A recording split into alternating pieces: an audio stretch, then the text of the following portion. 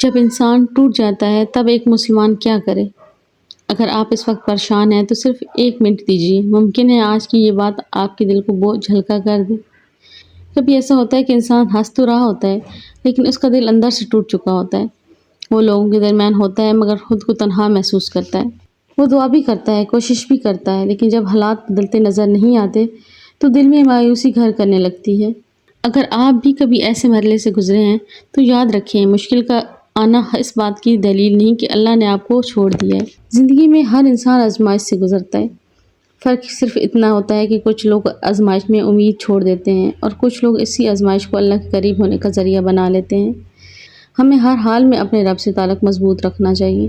نماز کو مضبوطی سے تھام لیں، دل سے دعا کریں، استغفار کو اپنے عادت بنا لیں اور یقین رکھیں اللہ ہر حال سے واقف ہے۔ اگر آج آپ کی دعا پوری نہیں ہوئی تو مایوس نہ ہوں، ممکن ہے اللہ آپ کے لیے بہتر وقت پر یا بہتر فیصلہ رکھتا ہو۔ اس لیے ہمت نہ ہاریں، اپنے رب سے امید کبھی ختم نہ کریں، کیوں نہ اندھیری رات ہمیشہ نہیں رہتی اور مشکل وقت بھی ایک دن گزر جاتا ہے۔